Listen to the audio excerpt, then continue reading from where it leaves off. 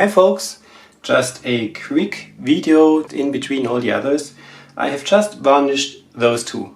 I only varnished my paintings that I really fell in love with, so these two are really cool, I love them. And I did use the top coat varnish again, and as you can see, hopefully it is pretty smooth, even, and it looks as if I had added a resin layer. I did make a video about it, and I really get often questions about how I do my varnishing, that it has this smooth and even resin-like look. I wanted to show it here again. I hope the camera can catch it, as it is just hanging on the ceiling here. Same with this here. Pretty cool, it brings out the colors, everything is shiny, everything is glossy, and it's really even, and it looks like resin. I hope you can see it. It is not really a miracle, it is pretty easy to do, and I made a video about it already, but I will just cut everything you need to know behind this little introduction just as a recap.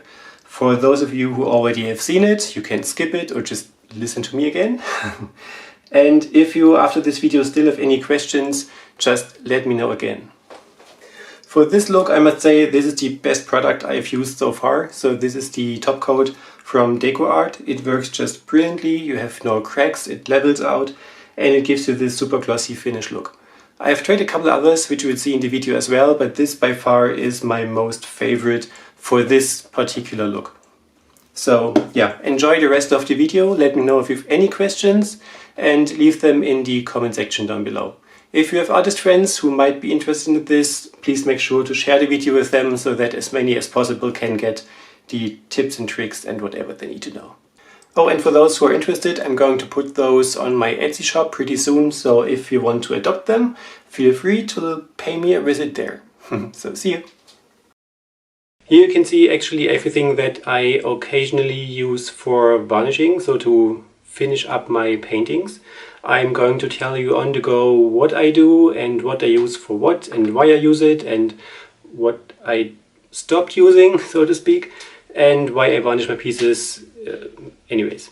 So housekeeping notes in the beginning, I would love if you could watch the video until the end, so the entire thing, and not jump in between, because the longer the video is watched, the more YouTube thinks the video is the coolest ever and shows it to more people. So it would really appreciate if you can share the video or watch the video, and yeah, it helps just my videos to spread around.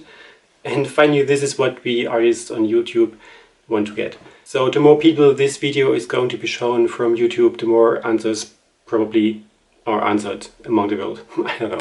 So let's just start with the products.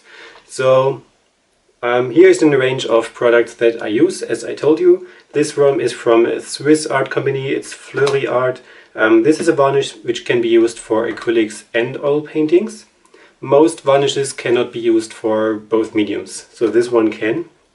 This is the DecoArt Clear Pouring Top Coat. This one is just amazing, I really love this, because this is among the few which give you the resin look when you use it. So the thicker this coat is, the more it looks like a resin coat, which is really cool. This is the Liquitex. Many of you might know this, it's a widely spread company. This is the satin finish varnish, which I do not like that much because it mutants down the colors again. Even though it lightens them up as it's a varnish, it again mutants them down because it's a satin. This from Crayola, I don't know how to pronounce it. It's a gloss varnish. It's a pretty thick one, but I think it's a European brand. So when I have a look at all the languages written down there, so it looks as this is from Europe only. So not sure if you US guys can get this one. And this Gamblin Gamvar is a gloss varnish which is actually used for oil paints, but I can tell you something about it in the end, so why I'm using this one and why I like using this one at times. This here are kitchen wipes. They might look differently in your country. This is just these tissues. They are reddened with some alcohol stuff which you can use to clean off your kitchen and stuff. It's not really pricey and it works great to get clean off your silicone. Other than that, just some gloves, a brush, and this is a foam roller, which comes pretty handy as well. But let's just start with showing what I'm doing. I have prepared 4 canvases, which you have already seen in previous videos. One, I'm not sure if I managed to upload this video before, so if not, this is a spoiler. So if you see the end result before, you probably have seen the video. Not sure yet when I'm going to upload this. So let's start with this one. You might have seen it already in another video. It was one of the steps to hell paintings. And let's start off with the Art Varnish, which is thicker when you buy it. I mixed about 1/4 water into it to make it thinner because it was really thick. So I thinned it down to make it work better for me. But when you thin down your varnishes, have a look first at the bottle if you can thin them down. And if you do so, I would recommend adding a couple more layers just to give the protective strength back to the product itself. So let's just begin. I normally don't measure anything. I just put the amount that I think I need on the artwork, and then let's go from there. For this, I like to use the foam roller. This gives you the advantage that you do not have any brush strokes in the end, and it's pretty easily done. So you just use the foam roller and apply it to every bit of the painting, of course. And what you're going to realize is that you are going to have a ton of air bubbles when you do this. But it's okay, they will disappear when this is drying. And depending how thick your varnish is, you're going to have more or less of these bubbles. So the thinner your varnish is, the more bubbles you're going to get. And the more easy they are going to pop in the end as well. And while this layer is drying, and I might cheat using a hairdryer in a second, I'm going to give you some background details why to varnish in general. So when you have finished up your painting, you might be pretty happy about it because you want to keep it. If you do not want to keep it, there is no reason to varnish it after all. So the varnish itself will seal up your painting. It will bring back dark colors to life. So especially when you have really dark colors like phthalo colors or black, they dry a bit matte and muted. This is especially prominent in oil color paintings. And when you add the varnish, these colors pop and come back to life as if they are freshly painted and red. This is the biggest advantage when it comes to the visual part of the varnish. And it also has some advantages, of course, when it comes to protection. So especially these thicker varnishes or thicker layer of varnish, they give you, in a way, a mechanical protection of the piece. So it protects it against some scratches and, you know, some things that might bump against it or lean against it. So this is a light mechanical protection for your piece. Okay, this is how it looks in the end with this varnish version. So it's not completely even, as you can see, but it's shiny, it's glossy, the colors are back. Depending on the varnish that you're using, you also have a UV protection. So you should never put your paintings in direct sunlight anyways, even if varnished. But if you have a varnish with UV protection, it is again even better because it protects your painting against sunlight better as if there is no varnish or a varnish without UV protection. But still, don't put your painting into direct sunlight. So next painting we are going to use this here. And for this one I'm going to use the Gemvar, which is, as I told you, an oil painting varnish, which I really like using because you can use it right away when your painting is dry to the touch. Normally with oil paintings you need to wait about a couple of months until half a year until you can really varnish it with a final varnish. This one is a varnish that you can apply right away when your paint is dry to the touch, and it continues to dry through the varnish, which is really cool because you can seal off the painting, ship it to a customer if it was a commission without telling them you need to send it back to me after half a year so that I can varnish it for you or you varnish it yourself. So this comes pretty handy. And this is pretty thin, it's like water. And the good thing is that you can really apply it perfectly and you will not have any brush strokes at all, which is something most of us artists do not want to have in our paintings. So this works pretty easy, uncomplicated. It's not a cheap thing, but it really lasts a long time. And you only need a very thin layer. If you want to have a thicker layer, you can make a second or third coating, but it's not a layer that you can see in the end anyways, because it's just like a coat of water. Really, really love this. It does not give so much of a mechanical protection, so as it's almost nothing, but it gives you a protection for the painting itself, especially for another purpose of a varnish, which is protection against dust and things flying around in the air, I'd say. So imagine you have your painting hanging in your kitchen and you cook there and you sit there, there's dust and grease particles and all the stuff that you can find in the kitchen is flying around there and over time collecting on the surface of your painting. If you have not covered your painting with a varnish, you're most likely to ruin it for good after a while, because it will give you a very, very hard time removing the dust and stuff that is sitting on the painting, making it dull, making it greasy, all the stuff you do not want to have for a painting. And if you go there with a scrubbing tool or something, you might just ruin it completely. So if you have your painting varnished, you can remove the varnish along with the dirt and dust, and your painting is back to its original state.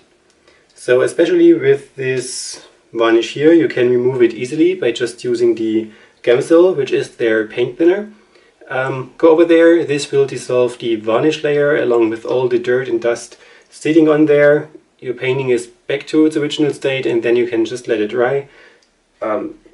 Use the varnish again and it's like a newly painted painting. But this varnish takes a bit longer to dry, so I will just put it away, put a box over it to have not something fall onto it in the end, like dust and stuff, and then this takes about, I don't know, depends on the temperature, an hour or so to dry, and you are good to go with this one. But something different with this varnish, you can see it's really shiny. It's completely even, but you can see the texture of the canvas through. So this is really a very, very, very thin layer. If the texture of the canvas is showing through in your painting, then you will see it in the end when it's varnished. So this is something you might want to keep in mind, but well, it only shows when you hold it against the sunlight. If you look at it from any other angle, you can just see how pretty the colors have come to life and how great it looks in general. So for the next one, let's play with this little one here. This dried really muted, so a really soft color palette. You might have seen the video already, if not it's going to come the next days, I think. So this one is really pretty and muted. It's not as colorful and powerful as some of my paintings are when I use the dark blues, but I really liked it, so I will keep it and therefore I'm going to varnish it. Going to use the Liquitex for this one as this is muted anyways, so it doesn't hurt using the satin varnish. If you have a really bright and striking color palette, I would rather go for an ultra gloss one because this pops the colors even more. Another technique that I like using is just adding this stuff on the painting. This is pretty thin as well. It's quite a large amount, so depending on the technique that you're using, you might want to use less. By this time I'm using my fingers. So, and this is just spreading it around. Also make sure the sides are covered. Always make sure the sides are covered. And this is, well, pretty quickly done with this technique. And it's pretty easy and simple to use. You basically just use your fingers and spread everything around. And you want to have as much of the medium on there to have it pooled. Not like having a sitting pool of the product in the middle of the canvas, if your canvas is not really stiff is the right word, I think. You wanted to have it pooled all over the entire piece. And when this dries and you have enough of the product on there, it will give you the resin look. But note, you will not have the resin look as much when you use the satin, because tricky thing when you use the satin one and you have a thick coat of it, it will dry a bit milky, I'd say. So it's not crystal clear as the ultra gloss one, which is normal because it's the satin varnish. But it still dries completely even and gives you a gloss finish, refined look, I'd say. So it's not ultra gloss, it will mute down the colors a bit, a bit more as if there was only a very thin coat, but it will give you a cool look in the end because it should be even, I'd say. So I'm going to put this aside. I cannot use the hairdryer to make this dry quicker, because if I did, this would crack. So we'll have the varnish rip itself apart like it would with regular paints. So I have to set this aside. So don't take too long to show you this in the dried version. So I show you another piece that I did with the ultra gloss one. This video is already up for about a year or so, but you can see how shiny this is when I tilt it against the sunlight. And this was done with a thicker layer of the ultra gloss. So you can see it in my window reflection, and you can see how even and even it is. This is just the Liquitex varnish product in a thicker coat. This had to dry pretty long, so I think it was half of a day to dry completely, but it gives you the resin look. And if you like the look but don't want to use resin, you can use this technique just with your fingers and a pooled version of the product to give you this shiny even look. So next one, this was done with the color art pigments that Leslie has sent over to me, which I really love working with. It gives you a great shine and the flow was just perfectly, and I just want to make it pop even more when it comes to the look. And therefore I'm going to use the DecoArt top coat medium, which is among all of them leading top. Really love this. I cannot get it here in Germany. This one was sent over to me by one of my lovely followers, so thank you again, Cindy. She sent it over to me from the US. I wish this bottle would never go empty, but it unfortunately does. Same technique for this top coat. I use my hands again. When you read the instructions on there, it actually tells you to pour it onto your artwork in a thicker coat and tilting your artwork to let it run down, that you have an even coat and that all the drip offs can drip off, which I hate doing because it wastes so much of the product. And this, I'm not sure how pricey it is in the US, but still, wasting too much of the product is heartbreaking for me. So I changed to make it with the hands as well, and it works really great. This is the thickest among all of these. It has a consistency of resin, I'd say. Somewhat close to it at least. As most varnishes, except for this one, it is a bit whitish, but it will dry clear, and this dries crystal clear. It also gives you the resin look. And yeah, just again, use your fingers, spread it around. You can see it's much thicker than the Liquitex was. At least I hope you can see it on camera.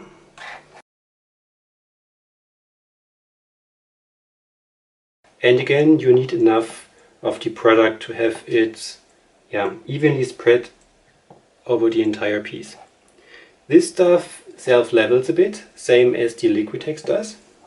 So this is how you can get the resin look with this top coat medium and the Liquitex varnish, so they self-level. You can of course help a bit to have it as evenly spread over the piece with your fingers. And the more evenly you can spread it, the easier it self-levels and the more shiny it is going to get in the end. See some of the lines when I held it against the light, so where I went over with my fingers, but they should self-level in the end when this is completely dried. Same with this here, so the Crayola Varnish gloss one. It has the same consistency as the top coat, but it's a bit more tricky to use. So it's a relatively cheap one and it shows occasionally. So if I use a too thick layer of this one and it dries too quickly, it gets cracks or some little rips, I'd say, which I hate, because if you get those, you cannot really get rid of them in the end. Even if you varnish over it, you will see that there was a small tear in the first layer, so that it shows. I use it for smaller ones. I use it in thin layers, probably 2 or 3 layers. When it's drying completely and it's crystal clear and nothing has cracked, it's just as pretty as the others, but it's a more tricky to use. So something to keep in mind if you want to use this brand. Make sure you have thinner layers, make sure they dry slower. Just be careful and play around with it before you have a masterpiece that you want to varnish, just to be aware of how it works. And as the final piece, I would say we can use this one here, which I really liked how this turned out when it was dry. The only thing that bothers me a bit is that little line around these canvas boards where the paint just flew over the edge, and as there's a really hard edge against of a regular canvas, the paint really thins down and stretches at the corner, so that you can see, perhaps you can see it here, this little yellow line around it. But anyways, as this is just a canvas board and it's a special one with my fingerprints on the back side, so if anyone wants to keep it as a collector's piece, it's really a personal one. Yeah, probably one needs to frame it anyways, because of these canvas boards tend to warp over time. So this one is really a keep. I love how this one turned out. And as I love it as much as I do, I'm going to use my same love top coat. So I hope this video had some answers for your questions. If you have still some questions, just leave me down in the comment box. One question that always comes up as well is how long I wait until I varnish my paintings. And I get so many opinions over the internet, which I really don't know where they come from. When it comes to oil painting, as I said before, it depends on what medium you use. So if you have a final varnish for your oil paintings and it's not the DecoArt, so you might need to wait a couple of months until everything is completely dried, and oils take longer to dry. The varnish from Gemblin, so the DecoArt, can be applied as soon as your paint is dry to the touch. And yeah, when it comes to acrylic paintings, there are so many different opinions out there, which I really cannot get, I'd say. So when you ask me about my honest, sincere opinion, I only wait until everything is completely dry, and then I'm going to varnish it when I like the result. So if a painting is dry the next day, so completely dry, nothing red, nothing shiny, you know, completely bone dry, I am about to varnish it and put it aside until someone hopefully is going to buy it. So I often hear that people wait about weeks until they start varnishing their paintings, which I don't know why. And I must say I never had any issues with my paintings cracking or whatever. So far, after about a couple of years, everything did not change. All is perfectly even, nothing happened. So for me, this is my way to go. If you think you should wait for a couple of weeks, why not? If you do not want to risk it, it doesn't hurt waiting. But for me, I do varnish it when everything is completely dry. So, and as my final information for this entire series, I would say, when you add a varnish, it can happen that your dark paints are going to lighten up again. So especially the Phthalo versions of my blue go back into the red foam look, so as if I freshly poured them, so much lighter. This will go back into dark when the varnish is dry. Just in case you are wondering if this happens to your paintings and you are worried that something had changed or some weird reactions or so. So this is nothing to worry about. Everything will be back to normal when it's dry. Other than that, I really hope you liked the video. I hope you enjoyed watching, got some new input. Please make sure to share the video with as many people as you like. If you have some more input and versions of varnishing your paintings, let me know in the comments. Let me know what you think. How much did you like the paintings? Have you tried any of these mediums before yourself? Whatever you would like to text there. Would love to get in touch with you. So hope you had fun. Click the thumbs up if you liked the video. Subscribe if you haven't done so far. Many videos are yet to come. And yeah, thank you for your time. Thank you for watching. And other than that, I hope to see you in my next video. Have a great day. Bye bye.